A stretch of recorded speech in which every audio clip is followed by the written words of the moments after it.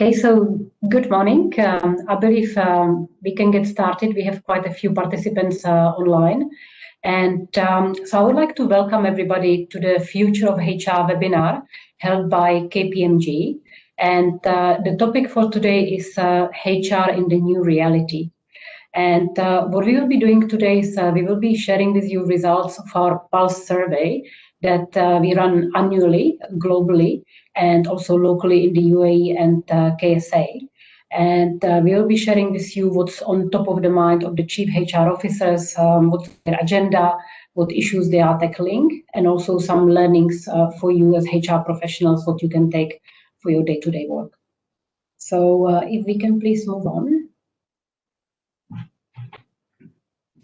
Now I would like to introduce you the team that will be presenting to you today. So starting with myself, I'm the first person.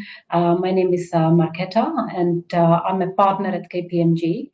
I lead the people and change for KPMG in the Middle East. And I've joined KPMG back in 2011, and really my whole career I've been focusing on advising clients on the HR transformation, their people agenda, and also how to navigate change as a part of a large transformation. Now I'll ask the rest of the team to come on camera and introduce themselves, starting with Nazih. Thank you, Marketa. Hi, everyone. My name is Nazih Abdullah. I'm a director within KPMG. And I'm leading people and change in KSA, Saudi Arabia. I've been in the consulting business, management consulting, and people-related aspects and HR for the past 15 years. I'm glad to be with you today.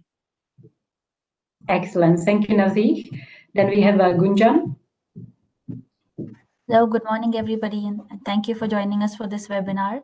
My name is Gunjan Shroff, and I'm a director in the KPMG team in People and Change, and I lead the organization design in the UAE of this practice. And I've been in consulting for about 13 years now, and in this region for 6 years. And this would be my third association with the Future of HR survey. And I'm very excited that we have this opportunity to host this webinar and actually present our findings. Because in the last few years that we've been running this survey, we've actually seen a great evolution of HR professionals. And it would be interesting to share these findings with you.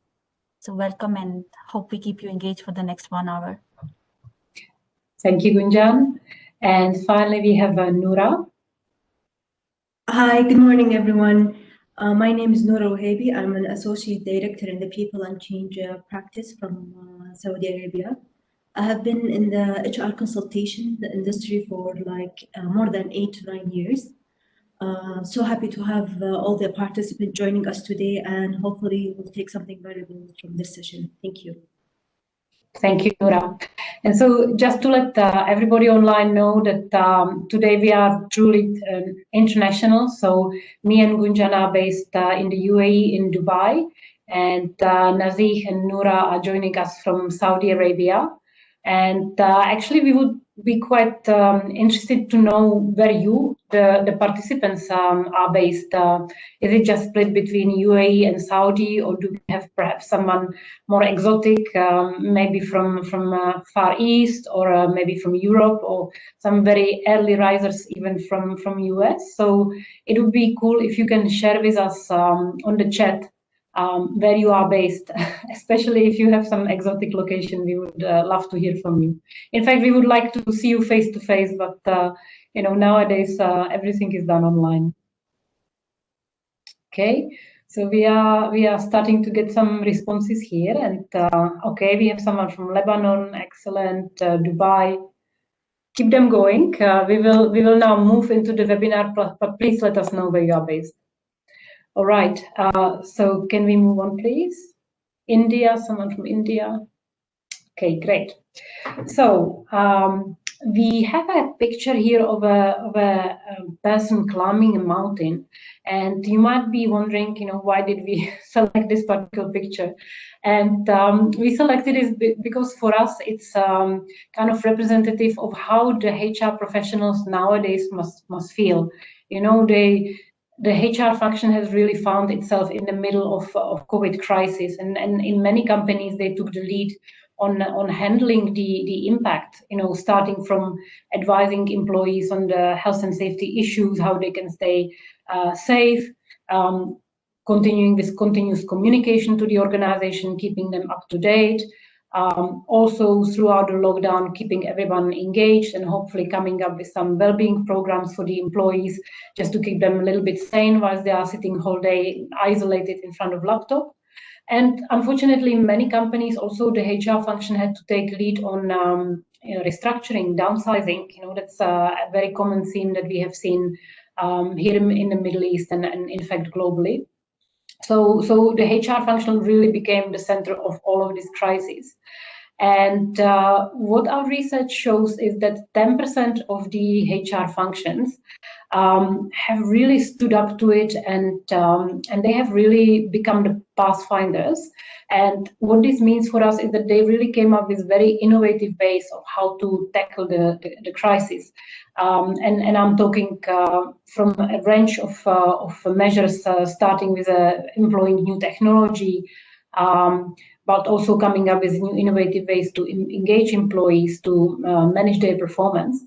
And really what we'll be doing throughout this webinar is we'll be sharing with you some of the leading practices that these pathfinders have adopted, and how it helped their organizations to stay productive. So now moving on, please. Now, what topics we will be covering today? So we have 5 main topics. We will start with work and skills. And here we will really look at the HR department and how has their work changed, and also how have the skills that they require to be successful have changed. So we will share that. Then we will look at the talent strategy of organizations. So again, the way organizations attract and retain talent nowadays has changed significantly, and we will be sharing with you some leading practices in terms of that. Then we will focus on employee productivity, and this is really a hot topic. Every other client is asking us, how can I change my performance management system to make sure that my employees still stay productive even if they work from home? How can I also keep them engaged? So we will look at that. Then we will move on to disruptive HR. So here we will focus on the technologies that are lately used by HR. And finally, also we will look at how the HR is taking a lead on employee experience within organizations. So this is our agenda for today, and we will dive right into it. And I'll actually take the first topic. And really, the headline here is that an ever-changing environment calls for different work and different skills, and the HR function needs to be prepared. And why we are saying this is that our survey actually revealed that 62% of the HR executives in the UAE and even 76% in Saudi believe that the HR function needs to completely reinvent and transform itself in order to respond more efficiently to the future disruption. And to continue, also 50% of respondents in the UAE say that HR is still largely considered an administrator, and this is even higher in Saudi. And anecdotally, we really see this all the time when we come and we interview our clients. The business always say that the HR is just an administrator, that they don't really add value, or that they are not strategic enough.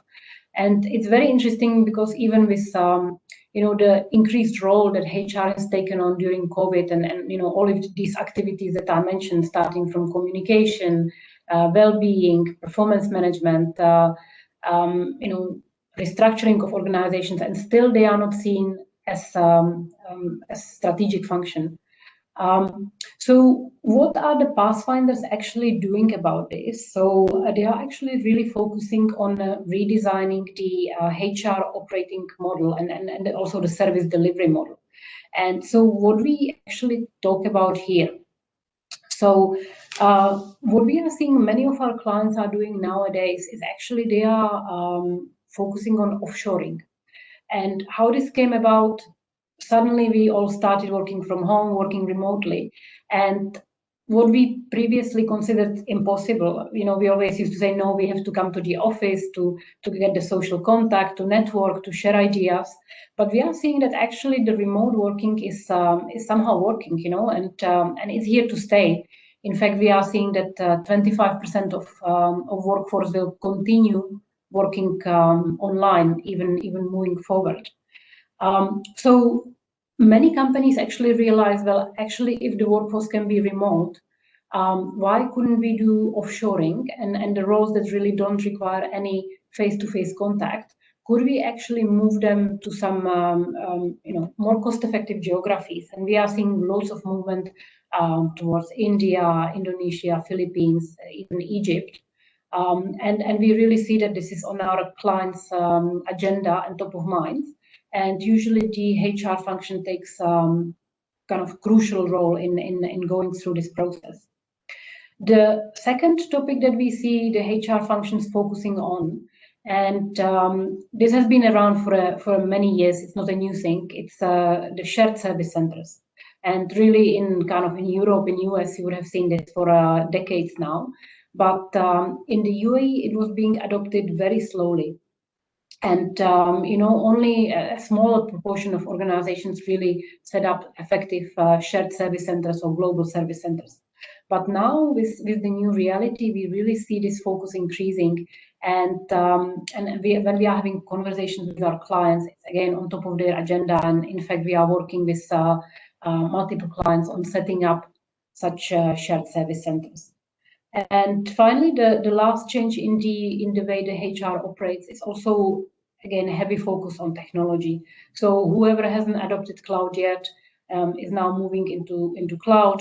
The most common HR information systems that we are seeing here in the UAE and in Saudi is SuccessFactors and Oracle Fusion.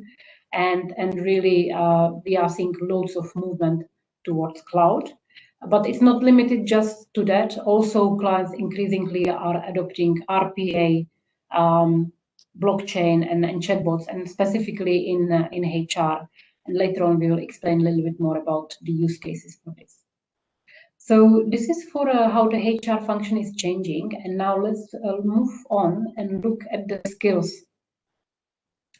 So as per our respondents from the survey, what you can see on the screen are the top 5 skills that are currently required within the HR functions. So I will take it one by one. And actually what surprised us is that managing the performance and productivity in a predominantly remote environment is the top skill that HR needs. And quite often, if they don't have it, then they come to consultants to actually figure this topic for them. But they really need to keep the workforce as productive or even more productive whilst not coming to the office. And so how does the performance management system need to change to do that? And really, the top solutions that we see to that is definitely heavily focusing on the outcomes. So whereas in the past, maybe performance could depend on, how long a person sits in the office, what time they come, do they take too much leave, and so on. But now that doesn't count anymore because people don't come to the office. So it doesn't actually matter how long they spend working, but what matters is what they produce. So really the performance management systems are moving to become much more focused on the outcomes rather than the inputs, and also on becoming much more specific and measurable in terms of measuring the performance. And secondly, also there is much more of focus on continuous feedback. So in the past, it used to typically be the mid-year review and then the end-year review, but now many companies actually adopt what we call continuous feedback. So they would, for example, adopt a piece of technology where line managers can provide feedback on an application to employee. So if they've done a great job, immediately they get feedback. Or if something could have been improved, again, they get it straight away rather than waiting till the mid-year. So now moving on in terms of the skills. The second top skills for HR is delivering transformational change management. And this really comes with the fact that HR, again, was part of all the restructuring going on in organizations, in many cases downsizing, because the business was just not there with COVID.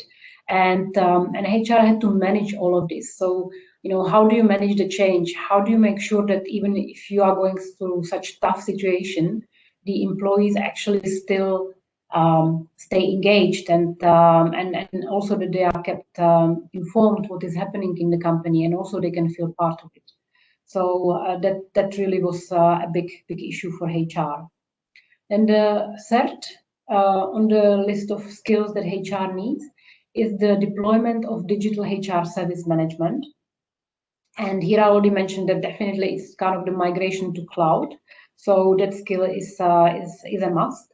But increasingly, the HR is adopting chatbots. So especially in large organizations, rather than manually answering to employees, they deploy chatbot to automatically answer all queries.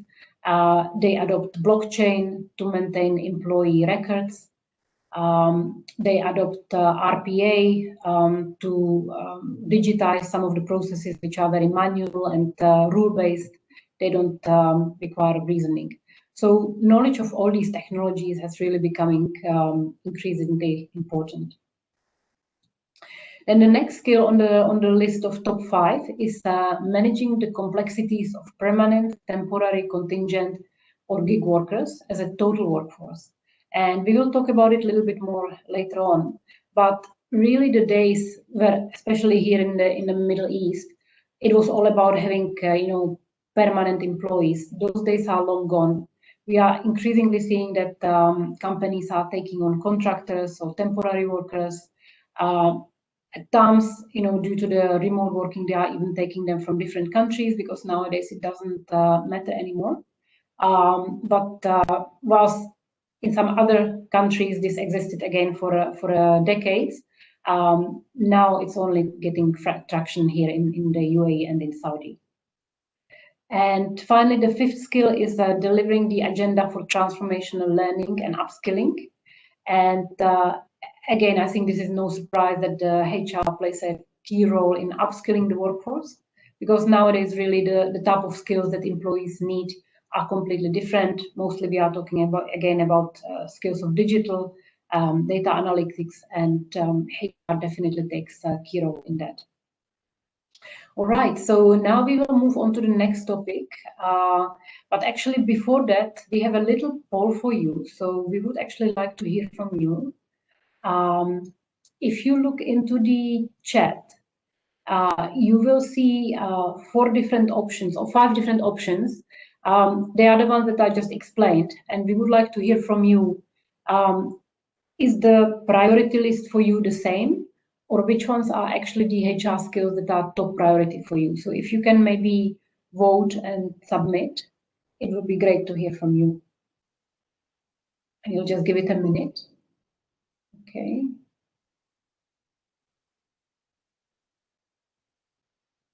All right.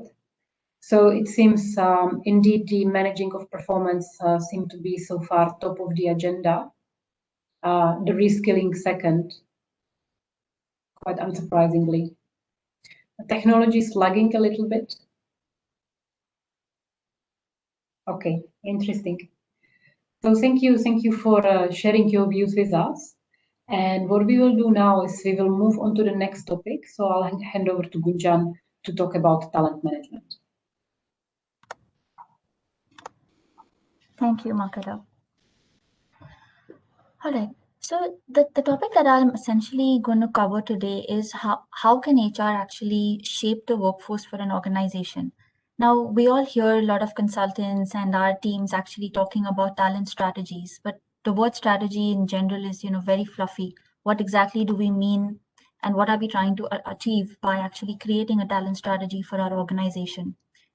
Now, the way we explain what a optimal talent strategy is, or a workforce strategy is, right, is it's a combination of 5 B's that you may see in the slides in front of you. Now, the first, starting with buy. Now, what is the permanent employee mix that we buy?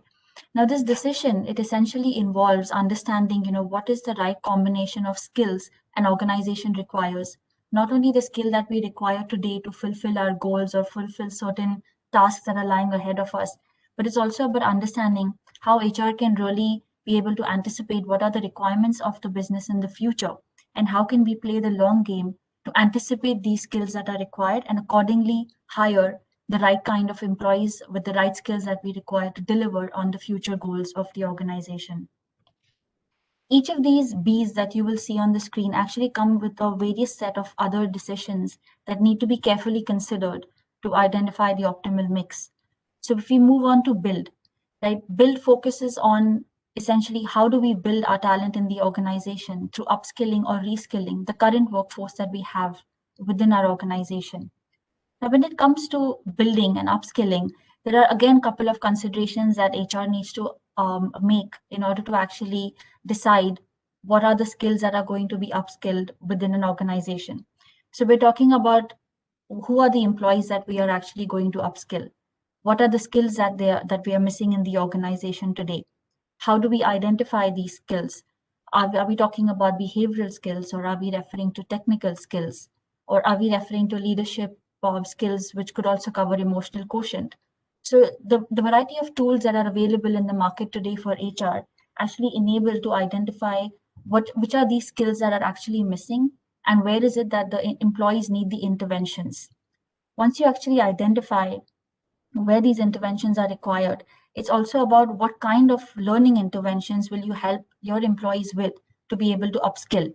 So would it be strategies around on-the-job learning, or would we be sending them for learning interventions purely based on online trainings? Would it be more of coaching or mentoring?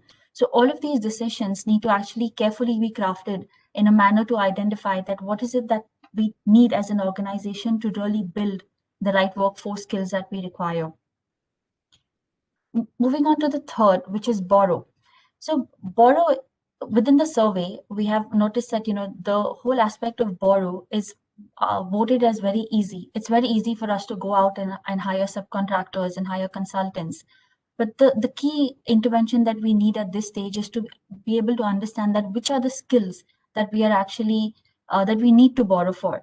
Is it only about ease, or is it that maybe it's not a permanent requirement in the organization, and hence it's more cost optimal to actually go out and borrow such resources?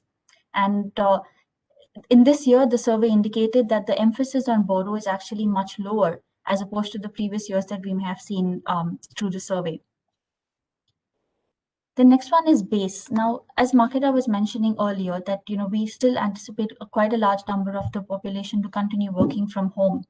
So the right decision that needs to be taken for an employee in terms of the well-being, the safety of the employee, what makes sense for an organization, how do we measure productivity?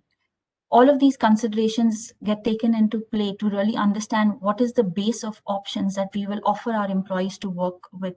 Are we going to enable them to work flexibly from home, or only physical locations? Is it going to be a hybrid model, or is it going to be completely optional for an employee to make a choice?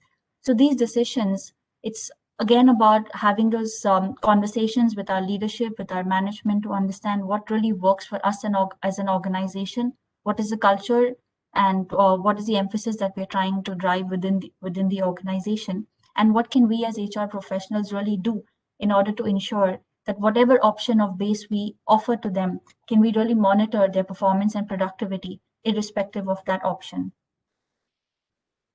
The last is bot, and bot is basically referring to us as HR professionals being able to identify the roles that are actually going to be augmented in the future through automation. So where are those areas that we anticipate certain activities to really be automated, apply RPA, look at AI opportunities in the organization? So we know that these skills going forward may or may not really be relevant or required in the future. And hence that entire group of skills that are no longer going to be relevant in the future is what we need to actually look at reskilling, upskilling, or actually moving out from the organization to make a more optimal workforce mix decision for our organization. Now, through the entire HR survey, right, we realized that both USA and KSA, UAE and KSA are both looking at sort of similar workforce strategies with a certain set of differences. In both the regions, the emphasis on build is greatly high. This year, there have been about 15 to 18% of organizations in both the regions that have actually created redundancies in the organization. And hence, the emphasis is on mostly building and ensuring that we have the right skill internally available for us as an organization. Now, as I was saying earlier, that borrowing as well as leveraging subcontractors and hiring from the market are considered as very easy options to ensure that we have the right optimal mix for the organization. However, keeping in mind the entire pandemic right now, most of the organizations have moved their focus. So 50% of the organizations have actually emphasizing only on upskilling for this year. Andy, could you move to the next slide? Yeah, so here you see that the variance between both the regions in terms of the proportion of the total workforce that is expected to be reskilled or upskilled. So in UAE, the results indicate that nearly 28% of the population 28% of the organizations have indicated that there is a upskilling or reskilling required across their organizations. There's nearly a 40% that has been rated in KSA. And so this is where essentially the entire, the role of how HR is changing as as the architect of the workforce. We need to be able to ensure that the right optimal workforce mix is created in the organization. What is the combination of build, buy, borrow, bought, and base that we really need to offer the organizations? Now, one interesting fact that was indicated through the survey as well is that the entire borrow, right? Today, we see that the focus on borrowing is very low, but at the same time, going forward, we actually expect that more than 16 to 20% of the organizations are going to leverage contingent or gig workers, because this enables organizations to have the flexibility to be able to really bring in the skills at the right time to ensure on-time fulfillment of demand.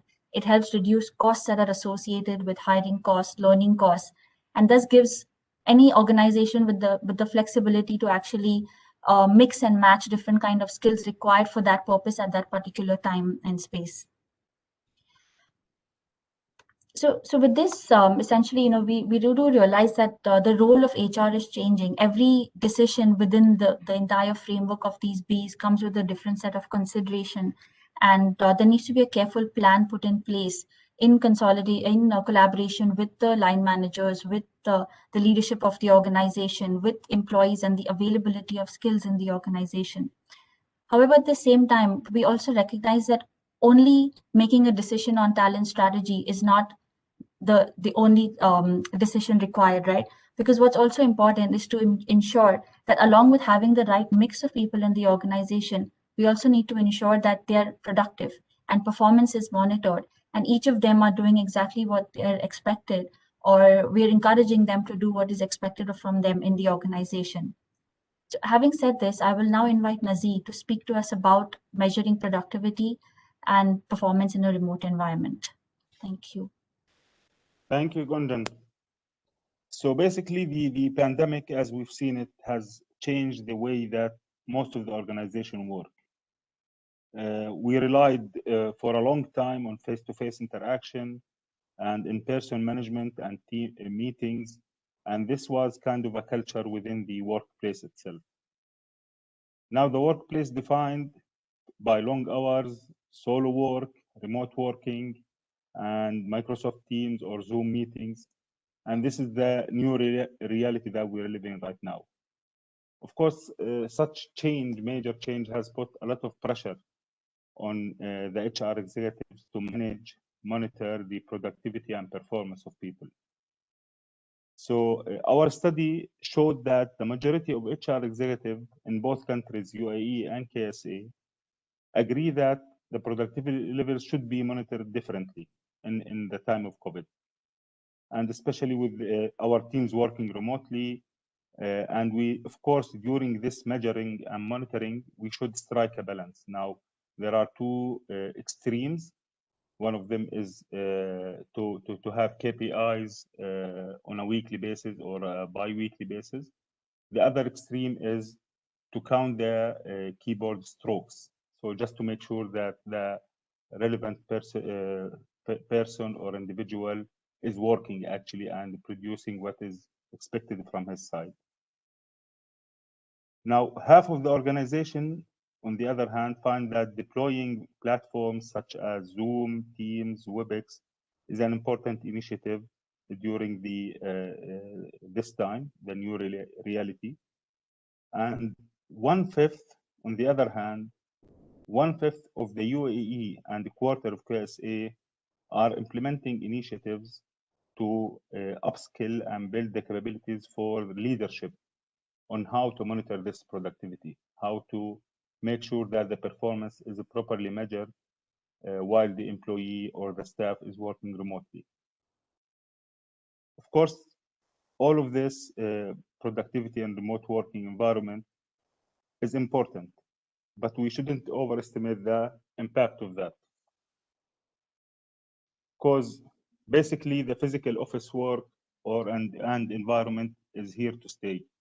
We're staying. Most of the study that we have shows that small portion of the workplace will be from home. So going forward, both countries are very optimistic that it's a less to work from home, and mostly, or more than a half actually, will be working from the office itself. And of course, this is dependent on the nature of the company, the business it is, the sector. However, most of them are agreeing that we're going to get back to normal, to office environment very shortly. Now, according to that, a hybrid kind of model between this and that has been raised in the past couple of months. So what they refer to as flexible working. And this is basically that an agreement between the employer and employee to work certain number of days or hours from home and the remaining from the office itself. And this is also was very clear for the Ministry of Human Resources and Social Development in KSA. They have launched this system so both employees and organization within the private sector can reach an agreement on that. And this flexibility is basically also on the other side for the contractual agreement, just to make sure that all the rights of the employee and the employer are reserved on such agreements. Let me pause here and we can have a poll right now just to check your thoughts around which one of these scenarios is most applicable to your organization. Now we either supporting the remote working or supporting the office working or to adapt the hybrid model, so a mix of both. We'd like to see your views around that, which option that you see is going to be implemented and adopted by your organization.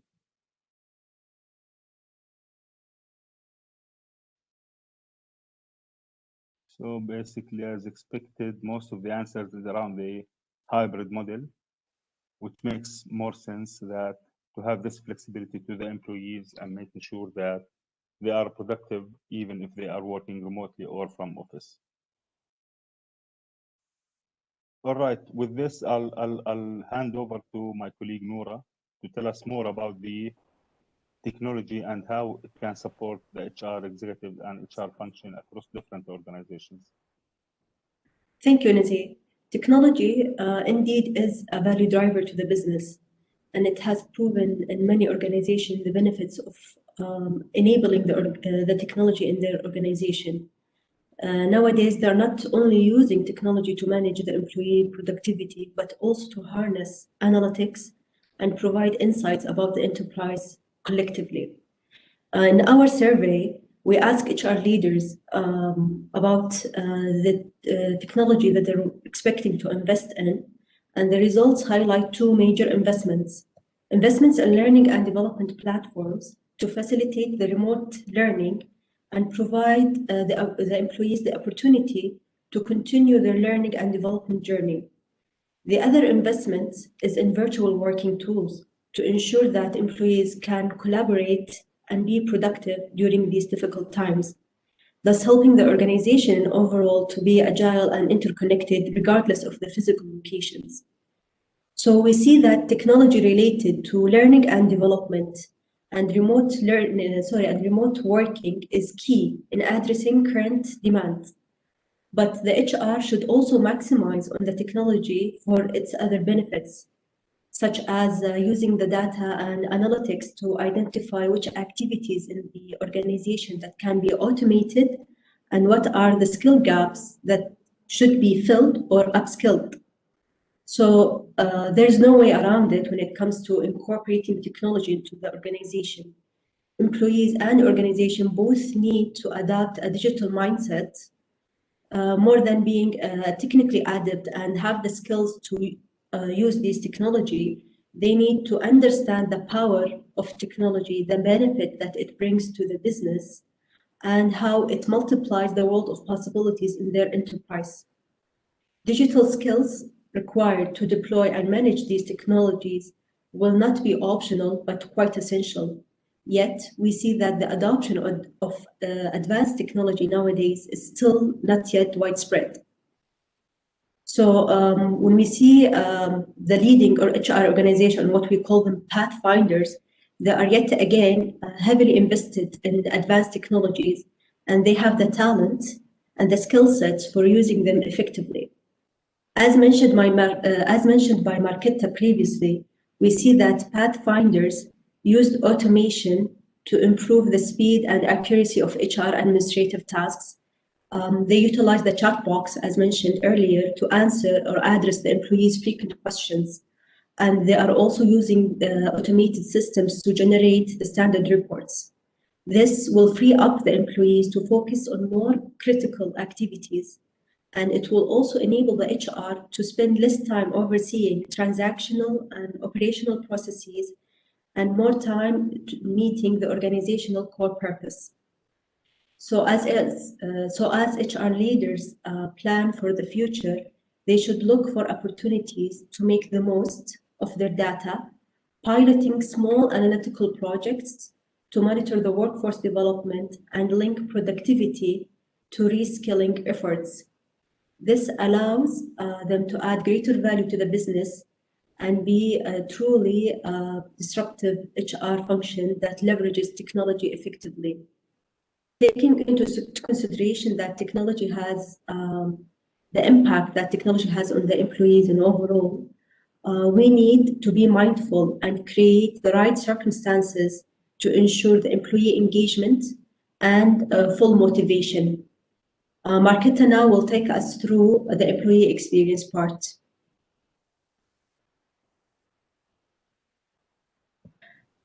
Thank you, Noora. Just before I do that, I've just realized I forgot to invite you to ask your questions in the chat box. So I would imagine that you might have some questions regarding to what we are talking about. So please type your questions in the chat box, and what we will do towards the end, we'll take about 10, maybe 15 minutes just to answer all those questions. Okay. All right, so now moving back to the topic of the organization purpose and culture. So what our survey actually showed is that 80% of HR executives believe that the HR function plays a vital role in establishing the right culture. And another interesting finding was that 89% of the chief HR officers in the UAE and 75% in Saudi agree that corporate purpose and values have played a central role in shaping how they have responded to COVID-19 and made critical decisions. And what we are actually referring to here is that we have seen that the companies that heavily focus their strategies and even their vision and missions are all centered around people and investment into people and development of talent, that they have responded in a slightly different way than perhaps organizations that are much more focused on the investments on return on investments. The practices that we have seen here in the region was that companies that really focus on people have come up with much milder versions of reaction to the COVID reality. So what we have seen, they have come up with a lot of programs on maybe where employees reduce their working hours, and in return also the salaries were reduced, but then the companies actually took the step to commit that they will not let anybody redundant. Other practices we have seen, of course, people being furloughed and going on unpaid leave, but still companies that heavily focus on people have tried to avoid as much as possible to lose the talent, and rather try to come up with some other ways to reduce the cost, yet be able to maintain the workforce. Now, if we move on,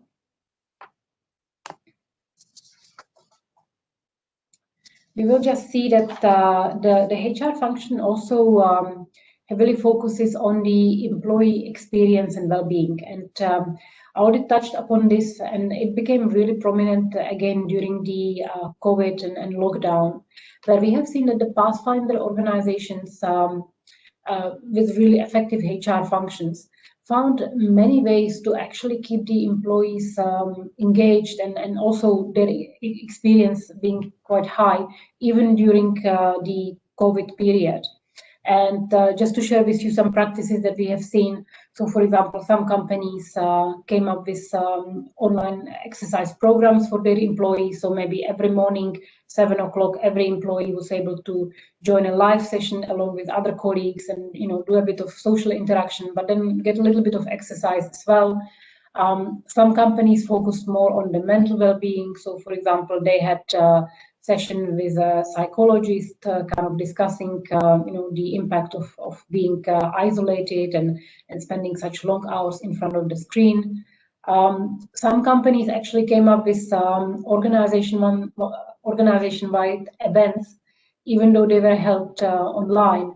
So, of course, town halls, but also some companies, organizing contests and games online, or perhaps award ceremonies to the employees that are kind of tackling the current situation the best.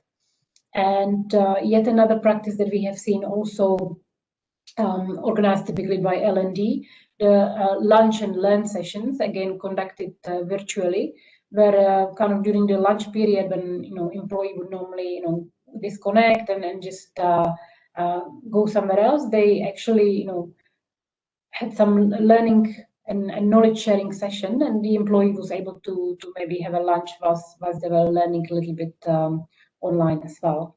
So this is really what we have seen, and 70% of the HR functions believe that they actually own the entire employee experience. So really, they need to step up in a similar manner like the Pathfinders, also adopt some innovative ways to improve the employee experience. So now if we can move on, we will have another poll. So we would like to hear from you. We will give you a few options on what do you believe contributes the most to the employee experience. And we would like to hear from you, which one is it for your organization? So the options are, is it the organization culture, or is it the employee well-being, or is it the corporate purpose and values, or is it potentially diversity and inclusion? So out of these, which one would you say contributes the most to the employee experience? So if you can please vote now, and we will see in a few moments what the audience thinks. Okay, so mostly we see that it's the organization culture. I think really the feedback we have been getting from our clients and also from employees, really the organization that stepped up and really looked after their employees throughout the crisis are now just getting so much more loyalty and engagement from their employees. So it's really something worthwhile to invest in. Okay, moving on. So just to wrap up this session and also to move to the Q&A soon. So let's summarize the key lessons that we have learned from the Pathfinders, which, as we said at the beginning, are kind of the top 10% of the HR functions that really adopted the most innovative ways to tackle the current situation. So really the top one on the list came as investing in employee experience and culture, and also improving the remote working environment. Then the second one was to focus on reskilling of the organization, reskilling and upskilling. And finally, the third one was to use data analytics to measure and improve productivity, and also understand the talent needs and design the workforce of the future. So these are the lessons that we have learned. And what we will do now is I'll hand over to Noora. And Noora has been gathering some questions that you have been posting online. And she will now manage the discussion.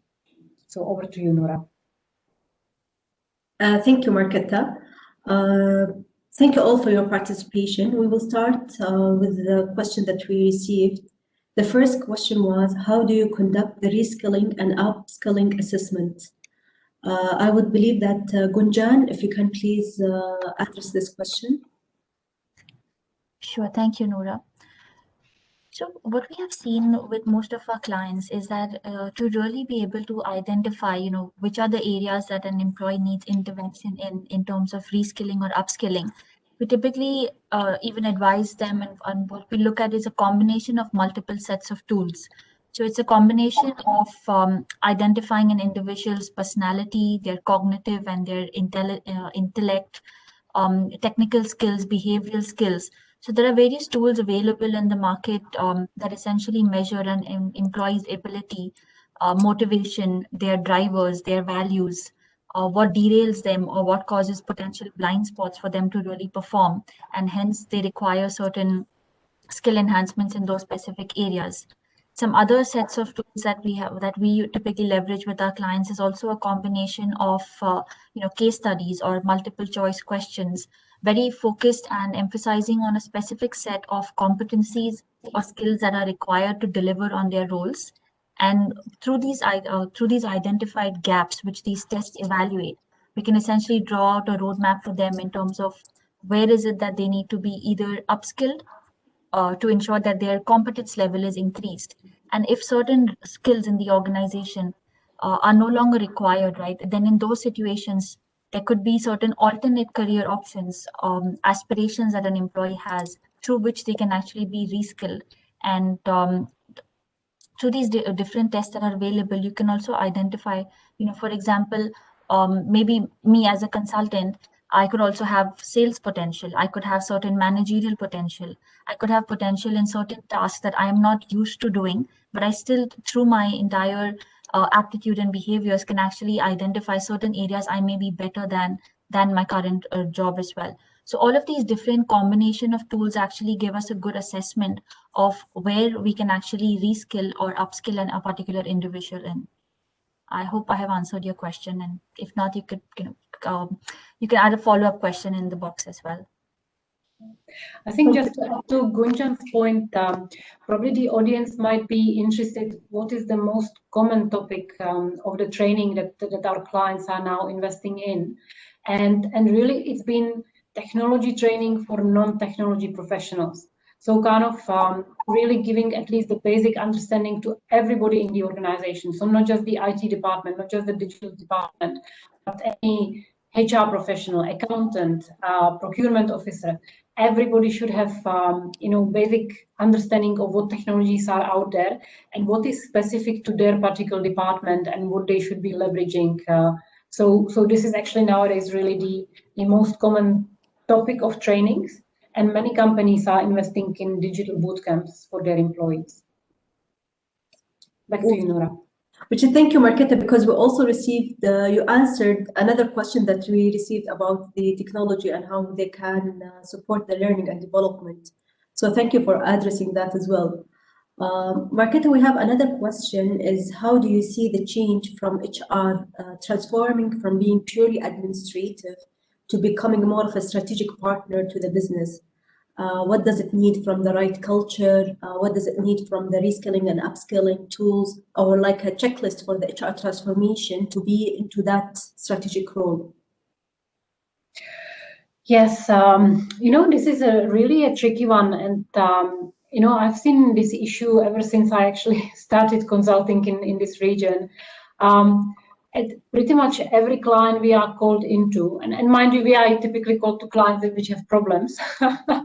But you know, when we interview the executive team, always there are complaints about the HR functions, and you know, and typically the major suspects are learning and development, recruitment, you know. And always the executive team kind of complains about, you know, our HR is not strategic enough, and really some organizations that we have seen actually transform successfully, where when we come, you know, 1 or 2 years after the HR transformation, and suddenly just completely change in vibe about the HR. You know, suddenly it is you know, invited to the boardroom and invited to consult on major decisions. Is what this organization need to invest in, apart from just developing the, you know, the hard deliverables. So, you know, improving policies, procedures, you know, adopting the technology. But I think the biggest and the hardest change is to actually change the culture of the HR, and also to upskill the HR, because, you know, technology you invest and you adopt easily, but change people's mind to really become very service oriented. You know, the HR here is for business, so we really need to listen to the business. We need to understand what issues they have. We need to constantly scan the market for what's latest trend that we could maybe adopt in our company. So to change this mindset is usually the most difficult, and it doesn't happen overnight. You know, usually companies need to work on it for a year plus to change this. Indeed, indeed. We see this a lot, that it's not easy to make the changes to the mindset of the people, and they are the core pillar that drive this change. Thank you, Marketa. We have another question for Nazir. It's about the performance management. Actually, we have like 3 or 4 questions regarding this aspect, and it is all about how we can track, manage the employees' performance and productivity, whether it is like a monthly basis, or like how we can do this on like a task, or like on an assignment basis. So, and if Nazir can please, in a nutshell, explain and support to our audiences how the performance management should be addressed during the hybrid model of remote working and the physical in the office working. Thank you, Noora. So basically, this is kind of it depends on the culture within the organization, but what we have seen recently, that the most focus is around keeping the people engaged. So the performance management or monitoring and their productivity, it's not really a scheduled or a periodic kind of check. It should be an ongoing cycle after setting the goals, just making sure that the performance and his reports are in a continuous interaction, continuous connection during these times. So just to make sure that whatever objectives or KPIs has been set at the beginning of the year are being met, and if there are any certain challenges to meet these KPIs, this can be discussed on the spot rather than waiting till the end of the month or the end of the quarter to discuss it after, being too late.